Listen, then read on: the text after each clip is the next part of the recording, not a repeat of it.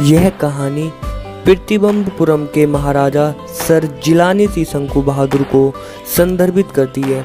ज्योतिष्य उनकी भविष्य की भविष्यवाणी करते हैं। वह जब सिर्फ 10 दिन के थे, ज्योतिषियों का कहना है कि एक बाघ उन्हें मार देगा।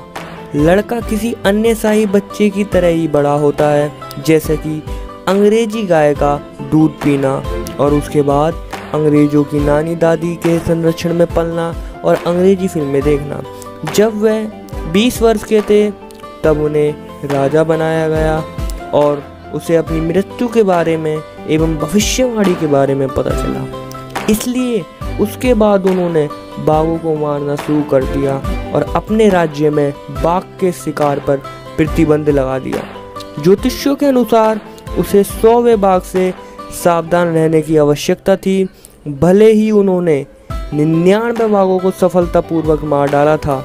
एक बार एक उच्च रैंकिंग वाले ब्रिटिश अधिकारी अपने राज्य का दौरा करते हैं और बाघ के शिकार के लिए जाना चाहते हैं। हालांकि महाराजा ने उनकी इच्छा को अस्वीकार कर दिया और ब्रिटिश अधिकारी के क्रोध से राज्य को सुरक्षित करने के लिए महाराजा ने अधिकारी की पत्नी को 50 हीरे के छल्ले भेजे, जिनकी कीमत 3 लाख रुपए थी। 10 वर्ष के भीतर महाराजा ने 70 बाघों को मार डाला और उसके बाद प्रतिबंबपुरम में कोई बाघ नहीं बचा। इसलिए 100 बाघों को मारने के अपने लक्ष्य को पूरा करने के लिए वे शाही राज्य की एक लड़की से शादी करते हैं जिसके पास और बाघ हैं, ताकि वे अपने लक्ष्य को पूरा कर सकें।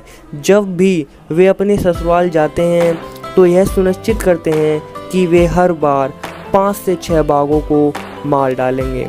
इसके अलावा इस तरह से उन्होंने 99 बाघों को मार डाला था, लेकिन वे 100वें बाघ का पता लगाने में असमर्थ थे। 100वां बाघ नहीं मिलने पर वे हिंसक हो गए और उन्होंने दीवान को धमकाया। राजा के प्रकोप से खुद को बचाने के लिए दीवान को सर्कस में एक बूढ़ा बाघ मिला और बड़ी मुश्किल से उसने उसे जंगल में डाल दिया। उन्होंने महाराजा को बाघ के बारे में बताया। महाराजा शिकार पर गए और बाघ को गोली मार दी और अपने आप को विजयी और खुश महसूस किया, परंतु वे नहीं जानते थे कि उनकी गोली चूक गई है और बाघ जिंदा है। वह केवल डर की वजह से गिर गया था।